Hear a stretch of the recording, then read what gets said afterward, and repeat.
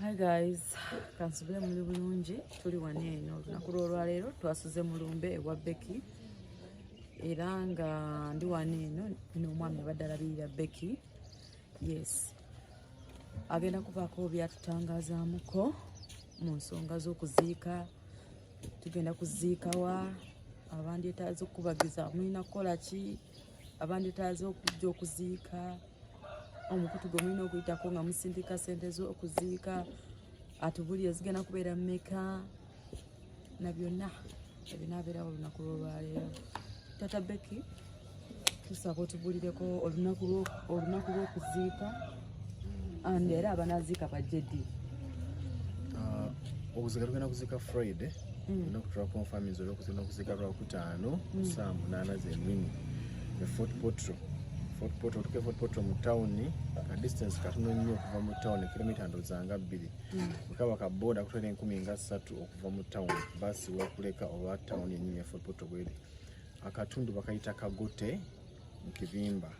Tugenda okuziikira bw'olinnya boda n'ogangenda Kagote mu Kibimba, bw'otuuka awo emmotoka obuzira ku luguudo basobola okutegeerawo n'omanya nti wano tugenda okuziika. So tugenda okuziika Fort Portal ku Lwokutaano saa 8 e Fort Portal. Then bagenda okuba nga bavudde eno, bagenda okuba n'ewaka we tuli. Tugenda kusimbula leero ku makya ga leero, gurupu esooka bagenda okusuula Fort. Tugenda kusimbula leero, era tunatera okusimbula ssaawa nga 3 tunga tuvudde ano nga tusimbudde. Then abanaagala tugoberera leero musobola okuba ku ssimu zange oba okulinnya baasi.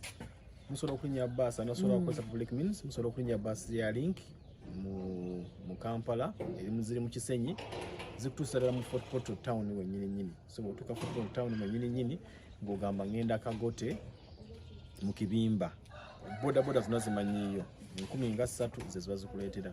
So abatasobole kutamba naffe leero musobola okujja enkya ku makya, naye abagenda okujja enkya ku makya muba mulina okukeera ennyo olw'ensonga nti olugendo lwe Fort Portal lubalire essaawa 5:6.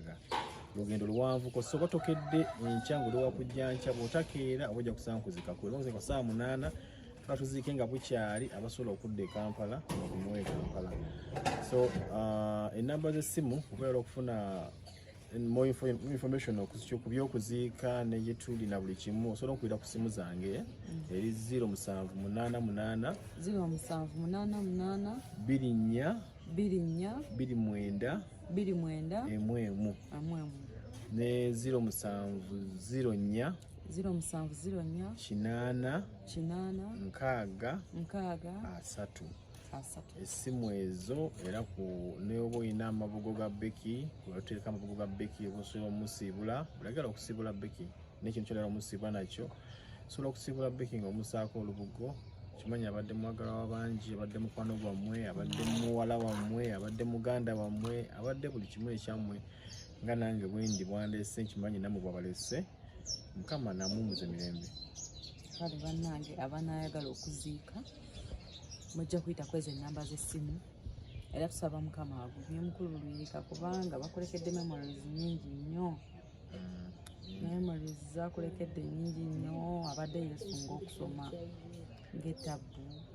Ndabyeko wali ekyati ye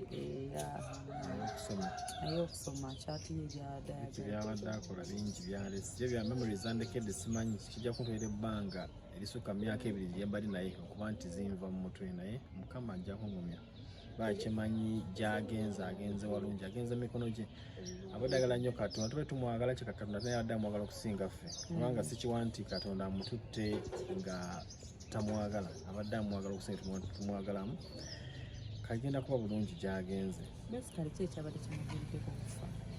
BECKY ng'egye twagamba nti yazaalibwa n'obulwadde buno bwa mukenenya obwa siriimu.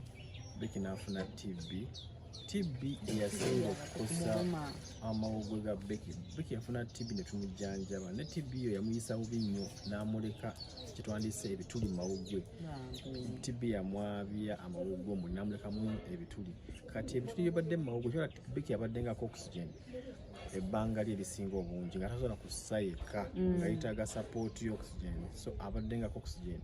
naye Becky ekisinza omumutta nti oxygen oyo naye si mulungi omuntu mubirako fulongo atuuka ekiseera ate kati amawugwe n'aguunuuna kabanga muwu gafuna oxygen oyo gwopika obupisi so amawugwe ga Becky atuuka ekiseera nga oxygen agasusseeko obungi era watuukidde okufiira nga oxygen amuyitamu buyisi ng'agaso ekiseera ne gaba nti galemereddwa ne gaabika ng'oxygen nfo okozesa oxygen oyo nga bwe galina omukozesa agayitamu buyisi kati nga Becky ne bwe tumupika oxygen twamupika oxygen tusaako akapiira ne tusaako kimasiki ne tuzongeza ne tuzimalayo naye nagamba tamuwulira kati oxygen oyo ekiseera ng'amuyitamu buyisi takyalina amawugwe gaata ng'amuyitamu buyisi Becky natuuka ekiseera n'annyogoga omubiri ng'obwongo bukyakola naye ng'omubiri gunyogoze nga kiraga nti oxygen era already ayita buyise mu mubiri kwegamba n'amawugwe amaze dda okufa however much bambi Becky abadde mugumu nyinza obagamba mazima nti Becky teyafudde bufiggulo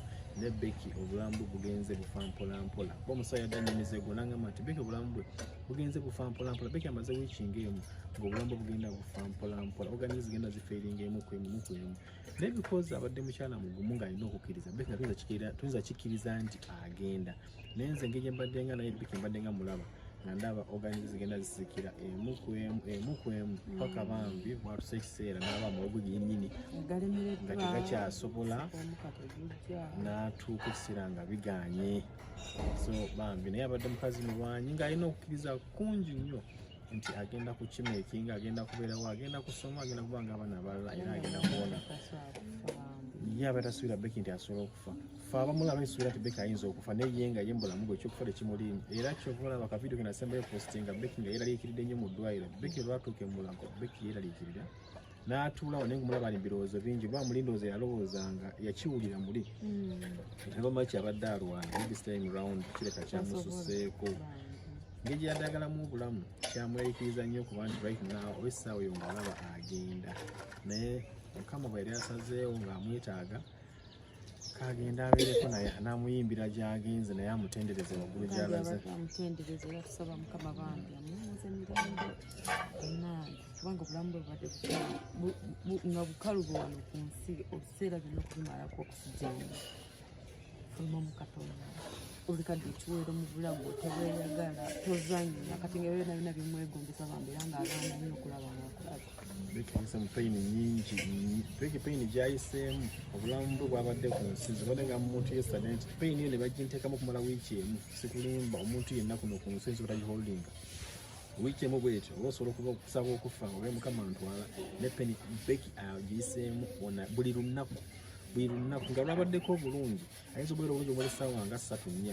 n'azannya n'ayimba n'aseka essaawa eziddako n'awo bw'asiiba ng'asibye bulungi the whole night nga mugenda kusiba mu mutunula so nga payini yeeyo nga mu bulumi throughout her life naye ng'akulaga nti however much ayita mu bulumi owo ng'alina okukkiriza ng'atendereza Mukama era ye ng'agamba nti sigenda kufa naye nze ngamba nti Katonda ensalawo ye munna eri final bw'aba akwasazeewo tetuyinza muwakanya tuyinza mujajinga ye Katonda asigala ye Katonda